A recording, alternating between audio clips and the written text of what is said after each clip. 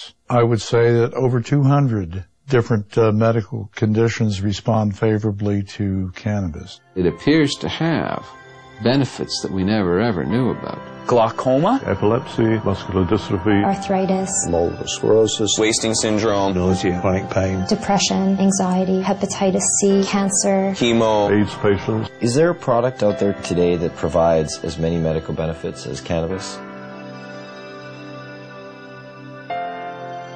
No. It remains an unutilized major resource. The way to riches in the pharmaceutical industry is to have a drug which can be patented. Cannabis is problematic right from the start because it's a multi-molecule drug. In 1930, it wasn't possible to patent plants.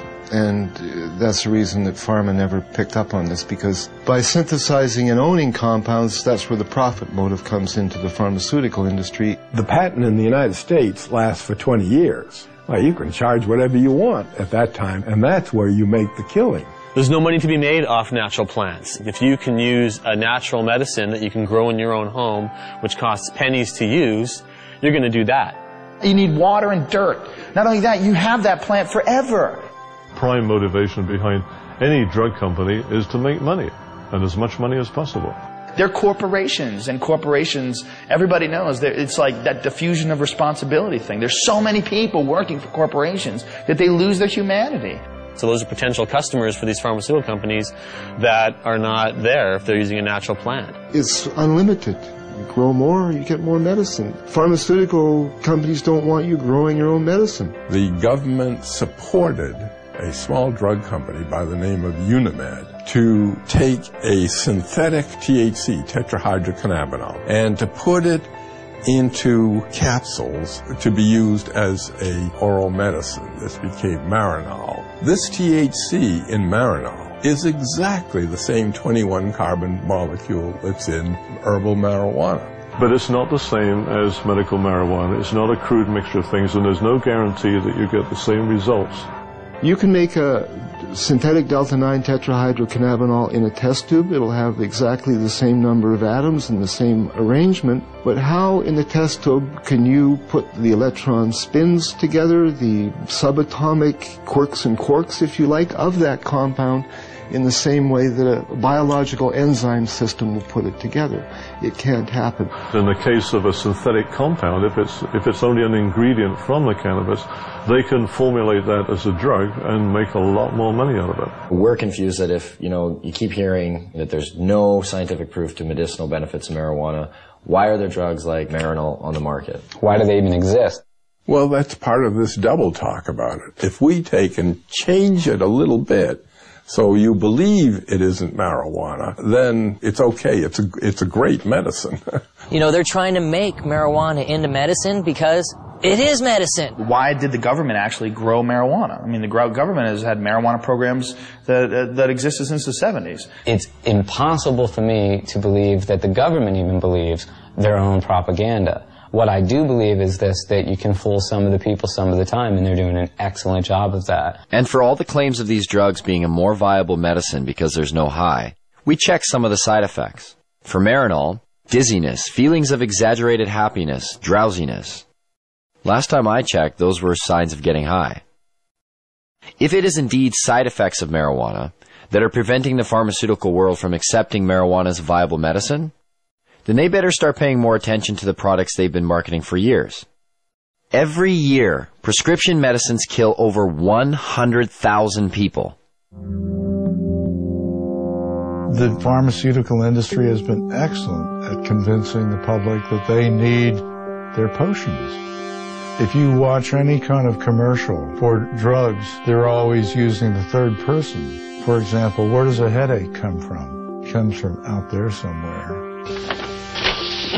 Don't sell the steak, sell the sizzle. How many people in this country alone are addicted to antidepressants? How many people who are on antidepressants really have imbalances, and how many of them just got off of a bad relationship and they're depressed? It seems to be acceptable to give people something as long as you're wearing a white smock or you've given them a legal prescription. It doesn't matter how deadly the particular drug might be in terms of side effects. What we call modernist medicine is actually alternative medicine because it's highly experimental, it's often dangerous, often toxic, and it kills a lot of people. To me, it's crazy. There's a lot of stuff out there that'll affect you in different ways. Look at aspirin, heroin, both invented by Bayer. I thought heroin came from opium seeds. And Just was natural effective opium, you keep making it more and more concentrated? No, you have to add certain chemicals to it and tweak it a certain way. It doesn't just come from opium itself. What was heroin made for? As a cure for morphine addiction and coughs. Heroin, the sedative for coughs. Pseudoephedrine. That's the main ingredient in methamphetamine, is to cure the cough, the cold. If you get a cold, oh, I think I'll do some meth. When you look at it from a large perspective, like, you know, what's weed? Even Francis Young, the DEA's own judge, who took medical testimony for over 2 weeks, made this statement. Marijuana, in its natural form, is one of the safest, therapeutically active substances known to man. Yet, despite this, and the ever-mounting number of real-world patient success stories, cannabis remains listed as a Schedule I narcotic. Under that category, marijuana is classified as having no known medical value.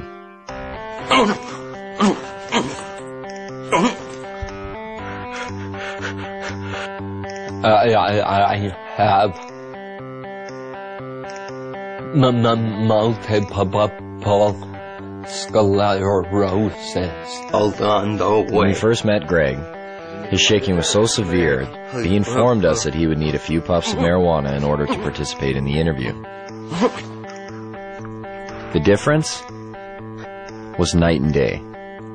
What do you say to those that say marijuana needs to be tested and regulated and have the high taken out for pharmaceutical companies to consider it a valuable medicine?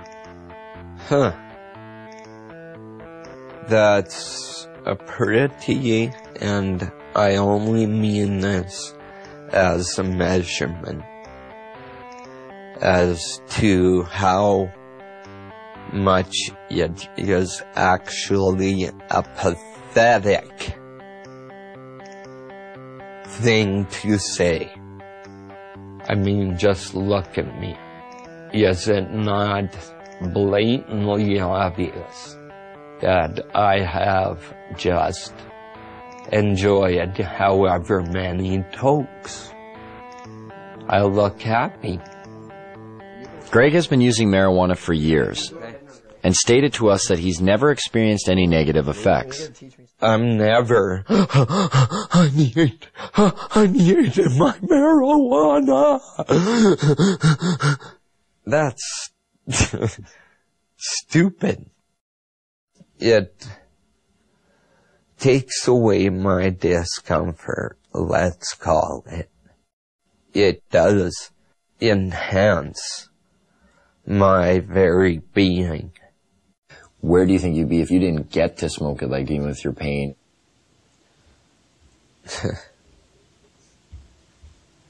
I would have found a way. How does the training and education of medical doctors today work against the acceptance of prescribing marijuana as medicine? Well, it works against them because they're brought right from the beginning, right into the fold of the pharmaceutical industry. We're reading journals, they're reading these advertisements, or they're reading papers on drugs that were financed by the drug companies, or they're being seduced by the companies. Fancy dinners, a trip for a weekend. Would you like to have 18 rounds of golf? And some of them get outright money from the drug companies. I've met doctors who said when they first came out of medical school, they didn't know what to do. It was really overwhelming. They had live patients in front of them who needed help. They were very happy to have representatives tell them what medicines would be best for their patients. So doctors have a bias toward the products of pharmaceutical industries. They do not readily accept the idea that a simple plant or herb may be useful. I don't know if they think it's hocus pocus. I just think they don't feel that there's the kind of testing that they're used to. And that's the problem we have. What I try to impress upon these people is we're trying to put the science into it. And yet some people are very resistant to even attempts to do that. All of the funding is coming directly or indirectly from the drug companies. And these people, obviously, for obvious reasons, are determining the agendas.